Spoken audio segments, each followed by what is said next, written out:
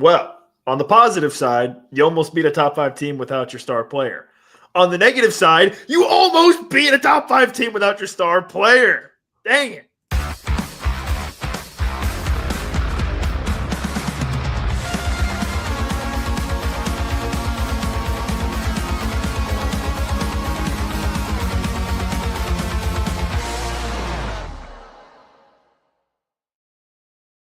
This is the Payheed Podcast, a live edition of the show on a Tuesday night, minutes after Kansas basketball falls at home against UConn, 61-56. I'm Nick Springer. I'm here with Kevin Flaherty. We're brought to you by Emprise Bank, your partner in all things possible. Member FDIC. If you're staying up tonight with us, first of all, thank you so much. We appreciate you. It's a Tuesday night. It's a little bit late, but we appreciate you for joining us tonight. You should be doing 3 things. You should be liking the video, subscribing to the channel, and sharing a comment as well. Dave was getting impatient. Dave's saying, "Where at? We're here. Dave, I promise, we're here. We're here." I am pretty furious about the Jamari drive. I like that's what we come up with. Like what? I'm a little upset about that. But there's plenty to be frustrated with that after tonight's performance for Kansas against UConn. And the main reason it's so frustrating is because even despite how bad it was, it feels like you should have won. Yeah, so 100%. That's what makes it even more frustrating. But yeah, Kansas without Darryn Peterson loses at home against UConn 61-56. And by the way, UConn had never beaten KU ever in program history. First win ever against Kansas. It also snaps a 23-game non-conference win streak for Kansas at home. Obviously, KU does not lose at Allen Fieldhouse very often. Certainly looked like Allen Fieldhouse was doing its part, though. So Shout out to the fans. Shout out to the students that were there. It looked like it was a great atmosphere, and it looked like that place was turned up. But unfortunately, not the desired outcome for Kansas, 61-56. And yeah, Kevin, this was a game where there were several moments throughout, especially the second half, where I thought to myself, man, sure would be nice if you had a guy who could just go get you a bucket when the offense is struggling. Oh, wait. Darryn Peterson ended up not playing in this game, and in the second half, it really showed, right? In the second half, it really, really showed that they didn't have anybody that could just go get to the rim and create a shot. And that really, really hurt Kansas down the stretch. Kevin, they had a stretch in the second half where they didn't have a field goal in almost 8 minutes. And you're just not going to win very many games where you don't score a basket in almost 8 minutes of game time. Like, that's kind of the bottom line there. But yeah, Terrace Reed didn't play, as somebody so kindly mentioned in our YouTube chat. Terrace Reed didn't play, which really in the first half was a big story because, Kevin, that allowed Kansas, I think, to switch 1 through 5 defensively. Yeah. And I'm not sure they would have done that or been able to do that if Terrace Reed played. So that was something that I pointed to really quickly when I was watching the game is, hey, they were able to switch 1 through 5 a little bit because of that. And it really, really flustered UConn for a good chunk of the first half and into the second half. Even UConn was really struggling to create things offensively. They started to figure out a little bit in the second half. Caravan eventually got going as well. He looked really rough for the first 25, 30-ish minutes of the game. And then he gave UConn the spark they needed, right? And Kansas just unfortunately didn't have that player to give them the spark that they needed. Melvin Council had that 1-3 to cut it to a 1-point game, 55-54, and that was like what he was basically good for, I guess. With Melvin Council, it's so funny. I always feel like, Kevin, he's good for at least one like random clutch shot per game, but he only has one. So because like later on when it was a 2-point game, he tried another 3 and didn't hit it. He's only good for one. But yeah, that to me was the difference. Was both teams were really bogged down, but UConn started to make adjustments and figure out KU's 1 through 5 switching. And then they had a guy who was able to be an X factor for them and made a couple shots and got going and helped them win the game. That on top of the fact that Kansas really got killed in the offensive glass in the second half too. And maybe that's just getting wore down, a tired thing for Kansas with the level of defense they were playing. But that was frustrating too, to watch so many possessions where Kansas played excellent first shot defense, didn't get a rebound, and it resulted in there was the one that Mullins hit a 3 on, which, by the way, Mullins seems like a really, really good player. Yeah, he was fun to watch. Unfortunately, right? He was unfortunately fun to watch. He was another guy that was able to give them some sparks. But yeah, man, a game where I think if for Kansas, it depends on how you want to look at it. You can either look at it with the glass half full of, hey, you were right there against the top 5 team, or you can look at it from the other side and say, man, you should have won against a top 5 team without your best player. Yeah, I tend to look at it both ways, right? We've talked all along about how Kansas's formula this year is going to be to defend really well, to switch defensively, and be a really good team on that end. And you're going to be in some grindy games. And at the end of those grindy games, you're going to have the ball in Darryn Peterson's hands. And I thought Kansas really struggled, not just to have a guy score, Nick, they struggled to generate good shots. And some of that is UConn's defense is really, really good. They do an outstanding job running you off the 3-point line, and then they have pretty good rim protection, as you saw. And so they weren't giving up stuff. But I also thought that Kansas's offensive guys weren't playing to their strengths necessarily. It also hurts Bryson Tiller gets 2 just absolutely great looks. One in the first half, one kind of in a clutch period in the second half. Doesn't make either one of those. I think when you look at UConn's offense, Kansas defended it about as well as anybody will and about as well as they could have. And yet at the same time, when it came time to clutch stuff, that offense is like Novocaine, right? Like the old Veer thing. Like it's like Novocaine. Just give it time and it's going to work. And you would get a slip here, and you would get, 2 guys going after the screen here, and you get a layup. You get an open shooter over here. Dan Hurley's an unbelievable coach, and the offense that UConn ran was so tough to stop. And even when Kansas was defending well, you could see the effort that they were expending on that end to defend that offense. And ultimately, when it came down to it, Nick, in the final 5 minutes where it's a really close game, Kansas was getting difficult shots and UConn got some good shots. They got 2 layups at the rim, and ultimately I thought that was really the difference. I mean, we can talk about the 8-minute stretch, like you said, without a field goal. We can talk about how KU didn't do as good a job on the defensive glass. Some of that comes with switching. You're not always sure who you're blocking out. Sometimes you get a big going against a little, all of those different things. But ultimately, hey, you're down 1 point. You are in this thing. It is right there for you to have. Kansas didn't really get good shots from that point on, and didn't get shots from the guys that you would want taking those shots. And UConn got 2 layups. And to me, that was the difference.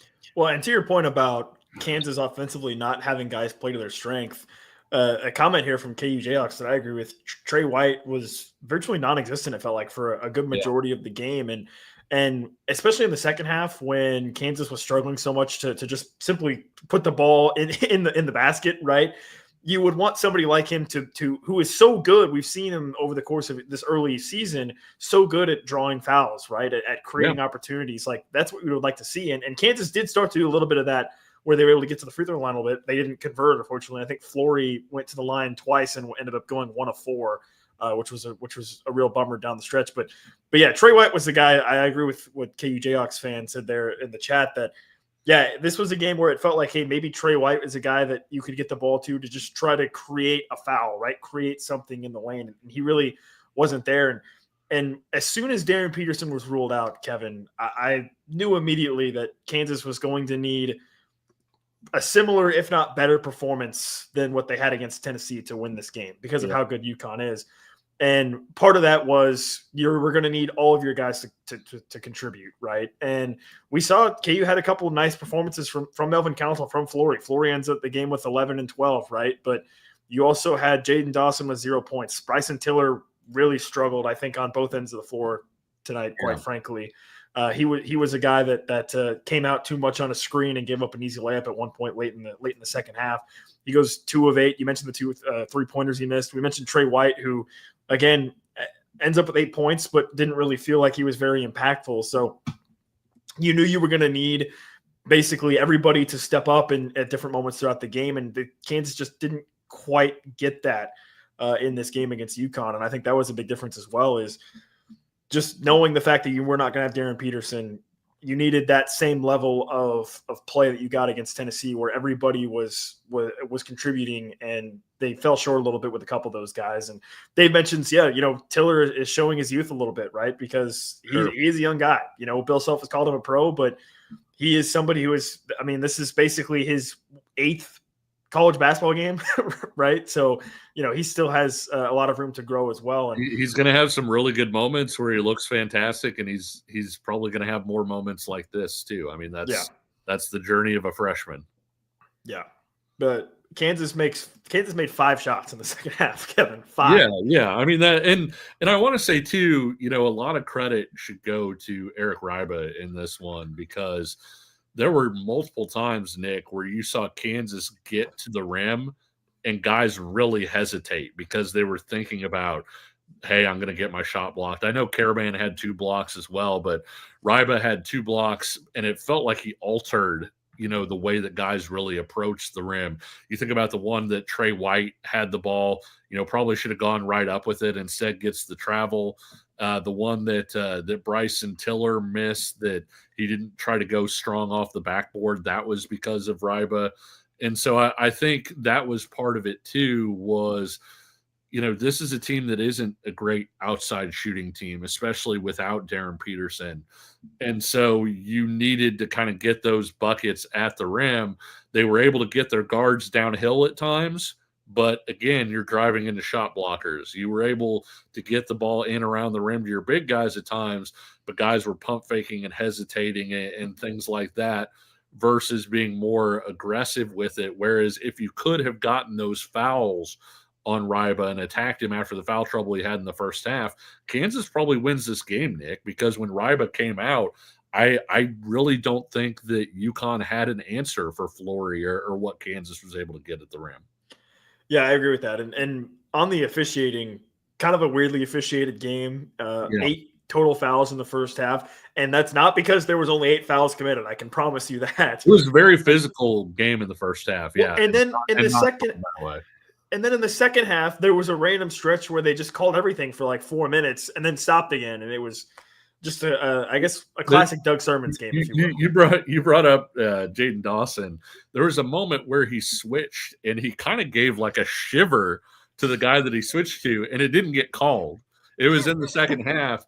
And then like a couple possessions later, he picks up a touch foul, and it's kind of like, well, you just showed him that he could, that he could clock a guy and not have any issues. And then he picks up a touch foul. That's, it's a Sermons thing. Sure, we see it a lot, but it's a college rest thing, right? They want to let him play, let it be physical. And then they're like, oh my gosh, like this game may get away from us. We better start whistling every foul. And it went both ways. This was not a game that I could sit here and be like, oh man, KU got hosed or UConn really got hosed. There were times when UConn got fouled and it wasn't called. There were times when KU got fouled and it wasn't called. And there were times when, you had touch fouls too. And so I really do think that it's a college basketball officiating thing, but like you said, it is very much a Sermons thing too. Yeah, we definitely want to reiterate that that's obviously not why Kansas lost. Kansas lost because they couldn't score, right? But I will say, Carlin here with the comment in the chat saying it was encouraging to see Elmarko impact the game again. Yeah, Elmarko, another really solid game for him, right? Building off of what we saw him do against Tennessee in the Players era. That's a real positive because, like I've been saying, even whenever you do get Darryn Peterson back, Elmarko is still going to be somebody you need to rely on. So for him to have another really solid game, hit a 3 that was really nice, had a really great and one at the end of the game that helped get KU back within one possession. So I was happy to continue to see him grow in his confidence, right? Because there was some real worry for me, at least, that perhaps the Tennessee game was just going to be a blip in the radar for him. But it seems like maybe that has unlocked a little bit more confidence, and he is going to be somebody that Kansas can rely on. Yeah, and 2 really high-level defenses, right? Like you would feel pretty good if Elmarko had those games against a pair of teams that weren't very good, but UConn's got a great defense, and Tennessee has a good defense with a lot of length. And so to see him have those games, by the way, Nick, I don't know if you know this, I tweeted it out, but these are Elmarko's first ever back-to-back double-figure scoring games. He had never done it before. And so gets 17 against Tennessee. What did he wind up with? 11, 12? He had 11 tonight. Yeah, 11. Yeah, at 11. So, he's trending in the right direction and doing it against top-level competition. And to your point, when Darryn Peterson comes back, and, I know somebody's probably going to beat me up in the street for saying this. I think it'll be relatively soon when Darryn Peterson comes back. But when Darryn Peterson comes back, having Elmarko playing with that level of confidence can only be a good thing for this team. Hey, we appreciate the UConn fans hanging out in the chat. It's nice to see other fan bases and see their perspectives, as long as you're civil about it, right? Now, yeah, sure. If you're a Missouri fan, that's a different story, but UConn fans all allow it. We should probably talk a little bit more about Darryn Peterson, Kevin, because by all accounts, it seemed like he was going to be playing tonight, and then it comes out that he ends up not playing. So we'll probably touch on that, a little bit more of our takeaways, and plenty more coming up. But we do have to take a quick break, so we'll be right back with more KU basketball talk coming up next. What's up, guys? It is Benny Heiss, KCSN betting analyst, and Missouri, your moment is finally here. DraftKings Sportsbook, America's top-rated sportsbook app, is now live right here in the state. So now you can make every game so much more exciting with same-game parlays, money lines, props, and more, all from your phone, and it's all safe, secure, and easy to use. And listen, we know fans in the state of Missouri know game day, whether it's the tailgates, the noise, the passion. And now with DraftKings Sportsbook, you can bring that same energy to every snap, every touchdown, and every win. Right now, new Missouri customers can bet just $5 and get $300 in bonus bets instantly. There's no waiting, no nonsense, just pure action powered by America's top-rated sportsbook app. So here's what you do. You download the DraftKings Sportsbook app. Use the code KCSN. Code KCSN. Remember, new Missouri customers bet $5 and get $300 in bonus bets instantly. That's code KCSN. The crown is yours in partnership with DraftKings Sportsbook. Remember, if you have a gambling problem, call 1-800-GAMBLER. 21 plus, physically present in Missouri. Eligibility and restrictions apply. Terms at DraftKings.com/sportsbook. Bonus bets expire 7 days after they're issued. For additional terms and responsible gaming resources, please see sportsbook.draftkings.com/promos. This is the Pay Podcast, a live edition of the show tonight following Kansas basketball's loss against UConn 61-56. I'm Nick Springer here with Kevin Flaherty. Thank you so much for joining us tonight, if you are, because it's a late night on a Tuesday night. So I appreciate you guys hanging out with us. National Signing Day tomorrow and everything too. So guys, true, yeah. It's going to be a busy 24 hours. People may not realize this, but this is basically Christmas Eve for Kevin. I mean, this is his Super Bowl. His Super Bowl is tomorrow. With National Signing Day, and we're gonna have some coverage of it here on the channel with Kevin, with a special guest talking about the Kansas football recruiting class coming up tomorrow. So be on the lookout for that as well. But as it turns out, Kevin, no matter what the recruiting class was, it wasn't going to save Kansas tonight on the basketball court. KU nice transition. 61-56 loss to UConn, and we spent a lot of time talking about the game, but I just want to tee off the second segment. Just asking you this. What was maybe the biggest thing for you taking away from this game with KU losing? Yeah, I mean, like I said, when you got into situations where you couldn't score, there wasn't an easy area for them to go to score. And I think that's the biggest difference that you're going to see when Darryn Peterson hops into the lineup is – Melvin Council getting downhill. Yeah, he was able to get downhill. Elmarko Jackson was able to get downhill at times, but UConn had rim protection, right? You didn't have easy entries into Flory, and guys weren't going to make outside shots. And so you weren't getting anything easy. And so there are a lot of things that you can point to. The defense letting up, right at the end. The fact that UConn was able to get 9 second chance points in the second half and was able to offensive rebound. But I think ultimately it all came back to Kansas just couldn't score. It was so difficult to score and so difficult to even generate shot attempts and the types of shots that you wanted certain guys taking, right? Like, it's one thing that you and I both love Melvin Council. It's one thing for Melvin Council to take a three-pointer. It's another. You feel a little bit better if maybe it's another guy taking an open three-pointer. And so that was the other part. And we haven't even talked about the last possession where Kansas is down 3. You get the ball. That was kind of a perfect example, right? Because Jamari McDowell maybe is a guy that would be a guy that you would think hey, if you're taking a 3 in this spot, he's one of the players that you would maybe want taking that. He's not the player in that lineup that you want putting his foot in the ground and driving and trying to make a shot through contact. That's not his strength. He's not that level of athlete necessarily. And so I really do think that was the main thing about this was Kansas wasn't able to get good looks and wasn't able to get good looks for the guys that would convert those looks. By the way, real quick stat, Nick, before I hand it back, a friend of the show, Adam Sullivan, who does a great job with stats. Sully does an amazing job. Kansas' 56 points are the fewest by the Jayhawks in Allen Fieldhouse since falling 67-55 against Baylor in 2020. That's also the only other time that Kansas lost to a top 5 team in Allen Fieldhouse in the Bill Self era, which that is a crazy stat that Kansas has only lost to top 5 teams at Allen Fieldhouse twice. But if you remember that 2020 team, Nick, that was a team that obviously found itself over the next month. And by the end of the season, that 2020 team was the best team in college basketball. I'm not saying this is going to be the best team in college basketball. I'm just saying that outings like this don't necessarily preclude you from going out and having that kind of season. Yeah, unfortunately, I do remember that Baylor game. It was a bit of a rough one. It was a bit of a rough one in 2020. But yeah, I agree with you as it pertains to that last play for Kansas. I'm sitting there thinking, golly, who in the hell do you draw this up for? Like, what do you like? Man, like a Jamari might even be your best option, I guess, if you're trying to go for a 3. And Michael Swain, who another friend of the show, pointed out that on that last possession, Jaden Dawson and Cole Rosario weren't even on the floor. And those are perceived to be maybe 2 of your guys that have the highest potential as perimeter shooters.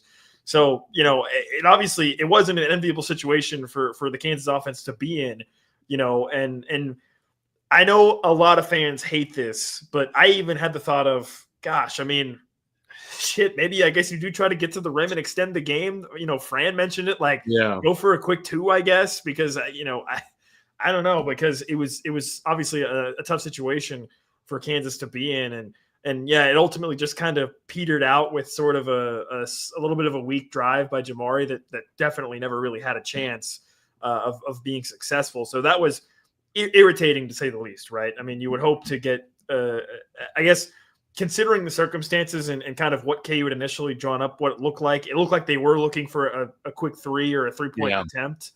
And then it just kind of fizzled into nothingness, which was obviously frustrating. At the very least, you want to get a shot. I don't remember who the UConn defender was, but he did a really good job of staying attached sort of through the screen that they were running to get McDowell the shot. But even so, I would have preferred McDowell just sort of pull up even with that guy being there, as opposed to the look that you wound up getting. And that's the whole thing about it. Drive in the lane isn't necessarily the worst thing there, but you don't want Jamari McDowell doing that.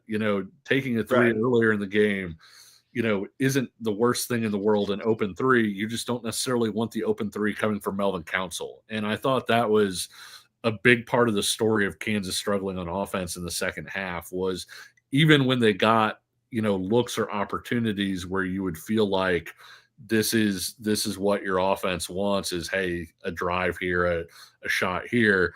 They were guys that you didn't necessarily want taking those opportunities.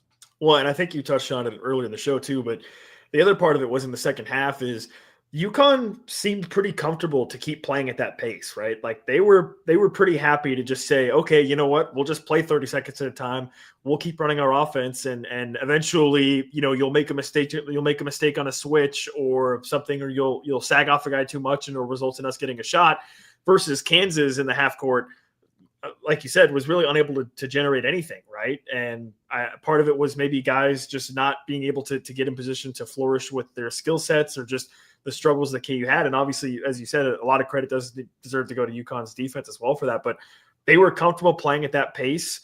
Yeah. And obviously, especially at Allen Fieldhouse, you see so often Kansas in the second half is able to maybe get on a run where they can get out and transition a couple times, get the crowd back into it, get things going. And that they weren't allowed to do that either, right? Because, I was sitting there, Kevin, and KU was up 44-38 with about, I think, 13 minutes left in the second half or 12 minutes left in the second half.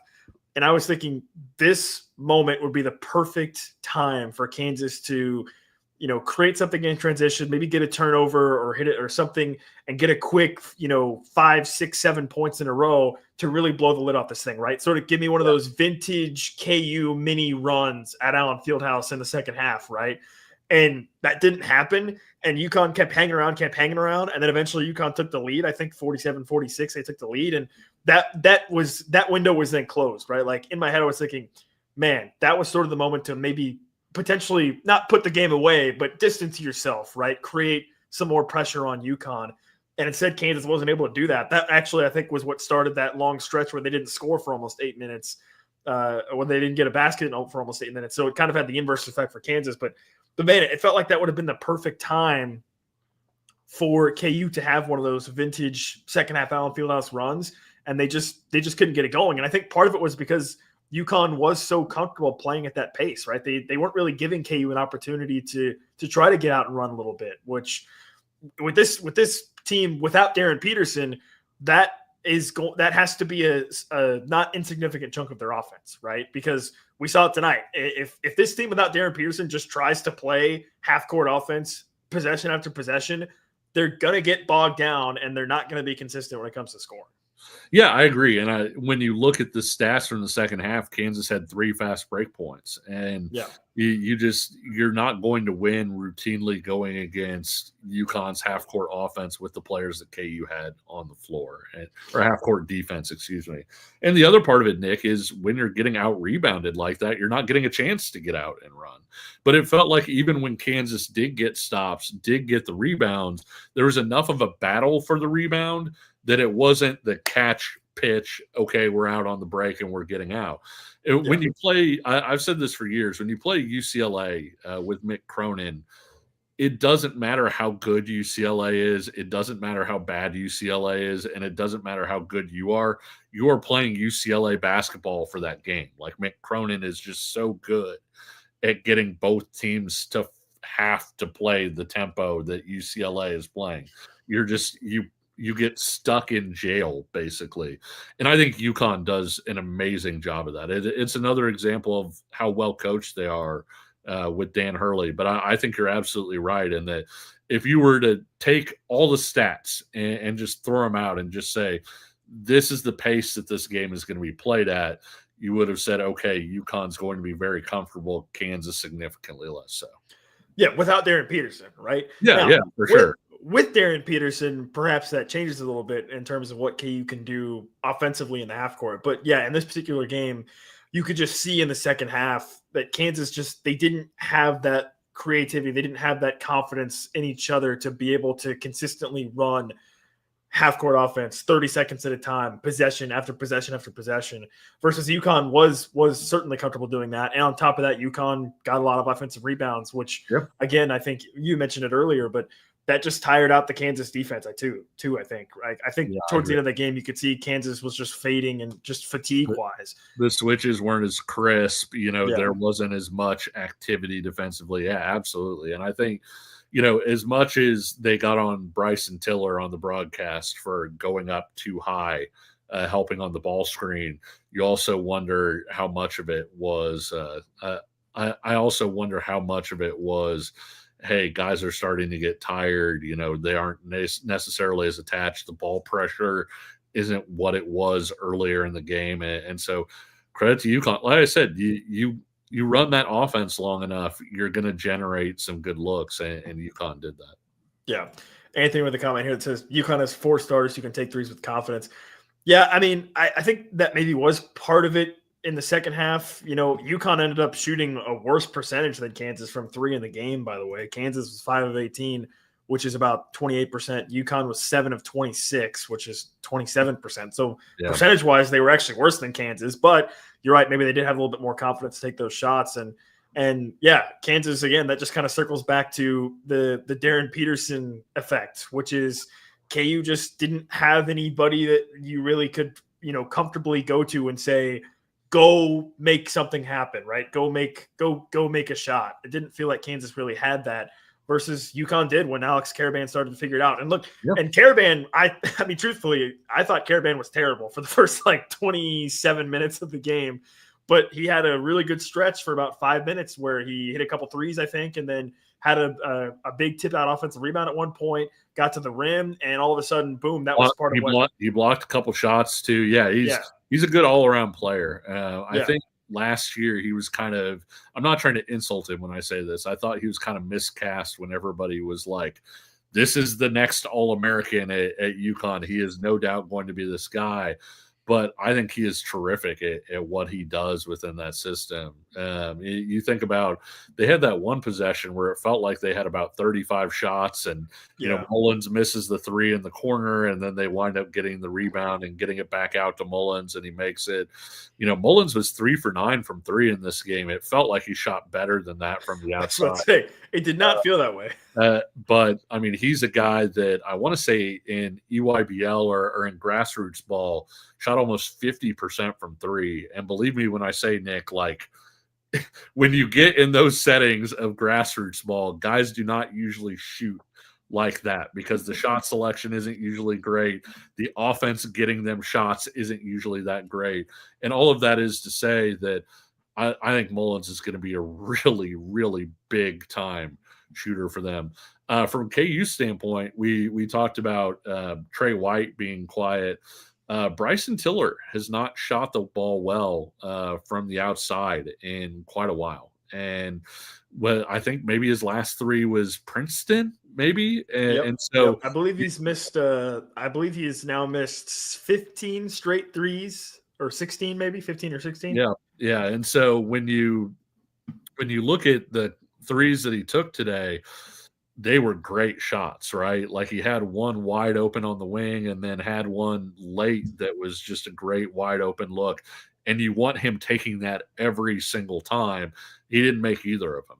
And again, that's not a knock on Tiller, but you think about the fact that, hey, you're down 3 at the end of the game. You get one more three over the course of the game. You're right there. And so, you know, you keep kind of sledgehammering ahead with the freshman, with him, with Cole Rosario, and you hope that light starts to come on a little bit more, that guys start to click.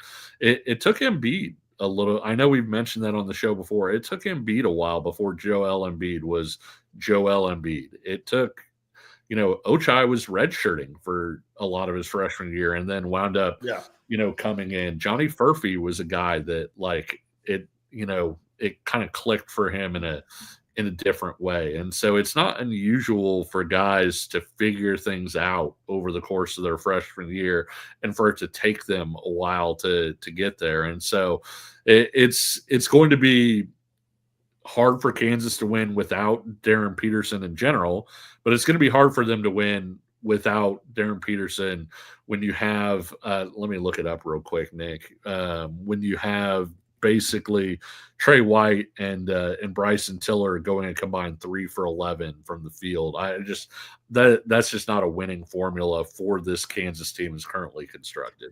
Well, and beyond that, you didn't get anything from Cole Rosario or Jaden Dawson, really. Now, I know Jaden Dawson coming off an injury, but without that contribution from the wing, you know, it's really Jamar McDowell at that point. And honestly, Jamar McDowell has been a godsend because, you know, he has stepped in and played admirably because with the injury to Jaden Dawson and Cole Rosario clearly still needing some time to figure it out a little bit. So, yeah, I think Jamar McDowell probably deserves a little bit more of his moment in the spotlight because he's just been rock solid, which is really what Kansas needed, especially at the players era. Now, tonight he was up and down. I thought he had a couple nice plays defensively. Ended the game with 8 points. He was 2 of 5 from 3. So, you know, but he was providing at least for Kansas. I felt like in the game tonight, which is something that we haven't seen consistently from Jaden Dawson or Cole Rosario. So probably a little bit of the tip of the hat deserves for McDowell for what he's done in this opportunity that he's got. Yeah, there's no doubt about it. And him and El Marco playing at the level that they did a week ago was a huge part of the reason KU came out of that 3-0. And I think that when you look at Darryn Peterson coming back, those are guys that are going to have a chance to execute in ways that aren't going to take as much from them. Like you think about, we talked about the final possession, right? And Jamari McDowell. And if Darryn Peterson's got the ball in his hands in the final possession, the gravity that creates, maybe the shot that McDowell gets, if he gets one, if Darryn Peterson doesn't take it, it is an open catch and shoot look in rhythm without a guy attached to his hip. And I think that's going to be one of the interesting things to watch. I think, there's a question, does Peterson even want to play? We talked to Peterson's high school coach on our show a year ago, and I've talked to different people, throughout basketball, and I know Nick has as well, and we've had a chance to talk to his teammates, to coaches at KU, all of those different things. Even to Peterson himself at 2 months ago. Peterson's a competitor. This is not Darryn Peterson sitting out to, increase stock or sitting out for different opportunities or whatever. And I hate that because the injury has lingered on a little bit, that's even a conversation. But I think you're going to see DP back on the court relatively quickly. And I would just be really quick to say, this isn't the sort of thing where I think that he is holding himself out. I think if we're being honest, DP's probably wanted to play for a few games now and just hasn't gotten that opportunity. Yeah, let's expand on Darryn Peterson a little bit more. Also, KU's going to be playing Missouri, so maybe touch on that a little bit and some final thoughts from tonight. We're going to do all of that after one final break. That's coming up next. I'm Brett Goodwin, one of the owners of The Learning Tree. The Learning Tree is a neighborhood toy store in Prairie Village, Kansas. This has been here in this location since 2000s, and my husband Allen and I purchased the store in 2023. Allen and I grew up in families where we've always wanted to have a business together. Allen grew up, for instance, his parents had a jewelry store. I worked in a local toy store here in Prairie Village when I was growing up. When this opportunity happened in 2023, we knew right away we wanted to contact them and pursue the store. We wouldn't have been able to get the store without the team at Emprise Bank. From the day we contacted them, they knew what we needed to do, which was very helpful. I would absolutely recommend the team at Emprise Bank to anyone looking to secure a business. We worked with Emprise from day one. They were extremely helpful. They were always great resources. We talk to them frequently. They know the area. They're very friendly. We know who we're going to talk with, and they know what we need to do. We hope we'll see you at the Learning Tree. Okay, on the subject of Darryn Peterson, I agree with what Carlin Schultz here says in the chat. He needs to play, because here's what I would say, and this is just strictly my thoughts here. Kevin, we used to do a segment on Rock Chalk Sports Talk back in the day with Derek Johnson, friend of the show, called Reckless Speculation. Okay? Yes, this is kind of a little bit of reckless speculation, but not exactly. But here's what I would say. Darryn Peterson, if the logic is to sit out to become the number one pick, that is inherently flawed logic. Look around college basketball right now. Cam Boozer just had his 5th 25-point game of the season for Duke, not even 10 games into the season. AJ DeBansa is doing things at BYU. In my opinion, at least, and in my very uneducated opinion in this situation, him not playing would actually lower where he's going to get drafted, I think. So I think it's just an extremely flawed line of thinking, and I don't think it's correct at all. I think what you said before the break, Kevin, is correct in that Darryn Peterson is a very, very competitive individual, and I think probably nobody wants to play more than he does. But it's been outlined by Bill Self at various times that they want to get him back to 100%. And I can understand that a little bit, right? Because you don't want this to be something that lingers later into the season, because maybe it is a situation where Darryn Peterson could play, but if he, strains the hamstring again or whatever, then it's back to day-to-day, right? And then, you go through this whole, he's day-to-day for the entire year. And that would be obviously incredibly frustrating. So if that's kind of the angle, then I think it kind of makes sense a little bit to say, get this totally good before he comes back. But yeah, for games like tonight, it sucks because you feel like even with a 60% Darryn Peterson out there, Kansas probably wins, right? In a game like this tonight. So I get it, but I definitely don't think it's a situation where he doesn't want to play because he's a very, very competitive individual. And again, I just think that I'm not an NBA draft expert. I'm not an NBA scout. I'm not an NBA anything. I just heard he's an NBA scout. Somebody please cut that up and put it together. Look, I just play an NBA scout on a podcast, okay? But the point being, I look at across college basketball, and there are other very, very, very great players that are playing and playing well. And so I don't really understand the logic of not playing and thinking you're still going to get drafted number one, because to me, that's not the case from what I've seen so far this season. So I expect to see Darryn Peterson playing soon, very soon, potentially on Sunday against Missouri. But I'm not going to panic, I guess, or buy into any sort of theories about, well, it's because of this, it's because of that, it's XYZ. It's if he's got a hamstring strain, he's got a hamstring strain. Again, not a doctor, just play one on a podcast. Can I just give one more hit of logic on this, because we have talked about it a little bit, man? I don't know. Kevin, we can't be too logical, right? We need to infuse some illogical thoughts into this. Darryn Peterson practiced the last couple days. Yeah. In what world would an absolute psychopath practice for a couple days and then be like, you know what, I could play in the game, but no, I'm just I would rather practice, guys. I would rather do that part. I have never heard of an athlete who was just basically like, you know what, like, I'm not feeling so great. Let me push it really hard at practice and not playing games. And so I think when you look at the fact that he's practiced the last couple of days, I think that should kind of end the speculation of, hey, is DP sitting out for this or that? No, you wouldn't be going through practice and, running and doing all the things that you're doing in practice, and then just say, I'm good for the games, guys. But hey, I'll be back at practice on Wednesday. Yeah, and this is not I don't want anybody to think that, because of that opinion that, like, tonight's game, for instance, against UConn didn't matter, or the Duke game didn't matter. No, these games still matter, right? They're still important for they just don't matter as much as healthy Darryn Peterson in March and April. Sure, exactly. Because like I said, to me, the absolute worst case as it pertains to Darryn Peterson is you are able to – he comes back too soon, gets hurt again, right? And then you fall into the cycle of he comes back not fully healthy, strains it again, fully healthy, strain, right? And then it's like you don't even really know what his availability would be the entire season. So I think the way it's been handled has been a little bit odd. I'll give you that. Some of the, Bill Self consistently saying that he's really close. He's really close and really close. Like that is, I get that that's frustrating, because that's been sort of the sentiment for the past 2 weeks. But again, it's, I don't know. I'm not a doctor. I don't know what to tell you. Yep. Yeah, for sure. But hey, Nick, you teased in the previous segment that KU may have another big game coming up this week. Yes. Yeah. So this UConn game kicks off definitely the toughest remaining stretch of non-conference play that Kansas has. So they played UConn tonight.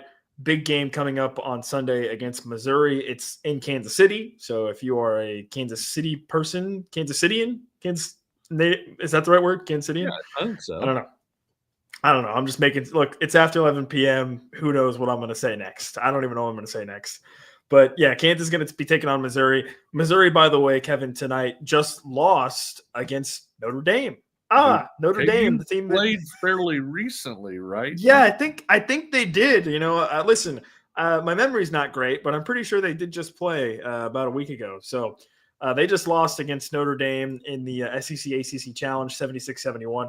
Mark Mitchell, by the way, who is still around from Missouri, scored 26 points in the game, but they lost against Notre Dame. So, and by the way, Notre Dame didn't even really shoot the ball very well from three, which is what I would think they would need to do, but they end up winning that game. So, yeah, big one for Kansas against Missouri at the Sprint Center, or T-Mobile Center, I guess is what it's whatever cell phone has the rights to that now. I mean, it may switch here in another week. I know people that refuse to call it the T-Mobile Center. They still call it the Sprint Center.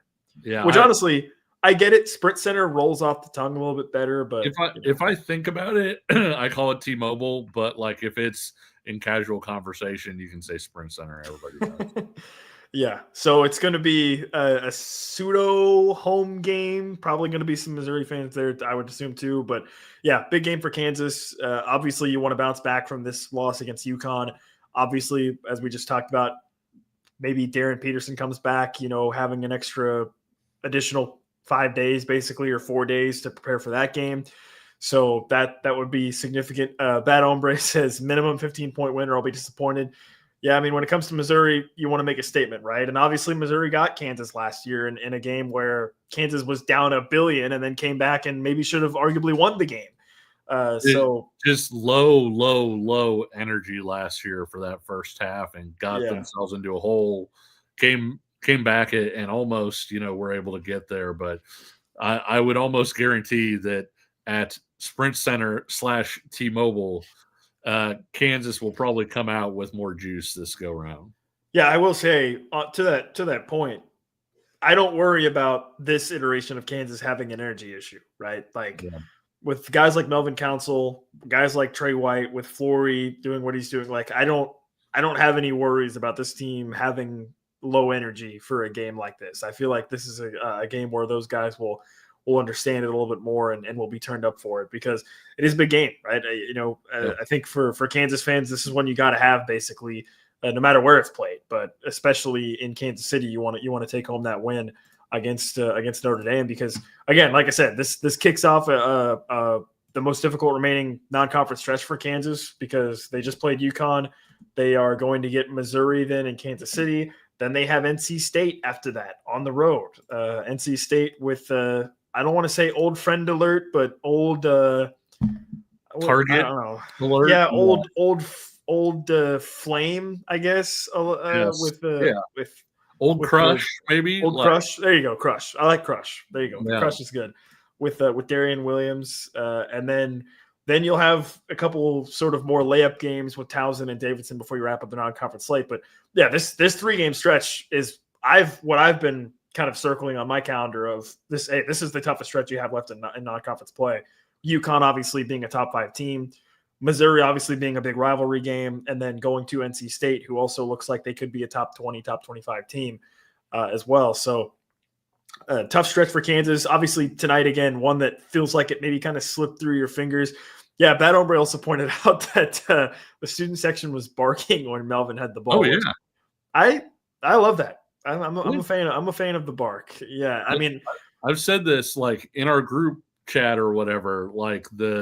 The El Marco and Melvin Council have been tabbed El Marco and El Barco. So I am a big fan of that part.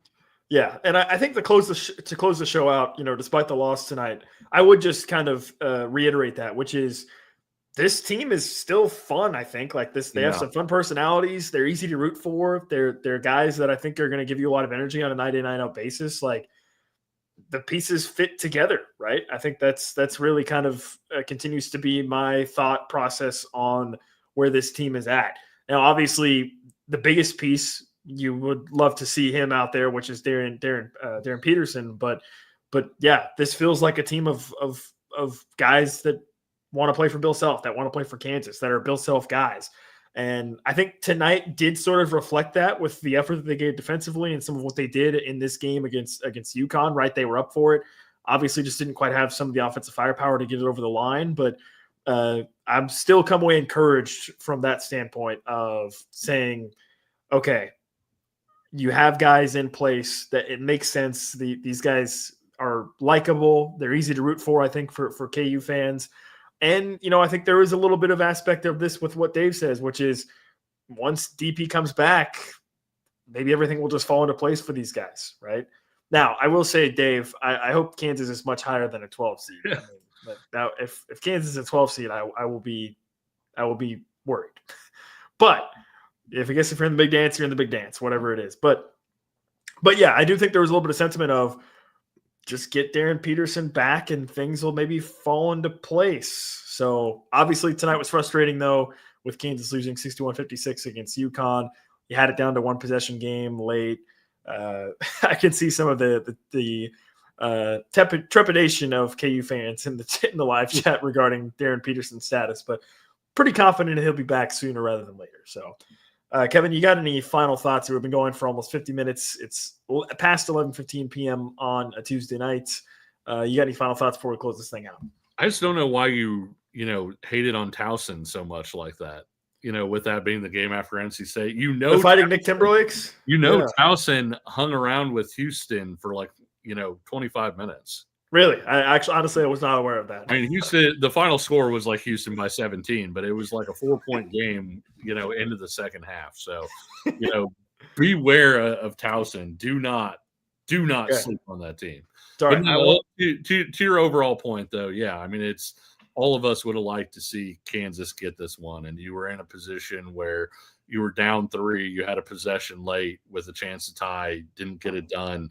That's frustrating for everybody, whether you have Darryn Peterson or not.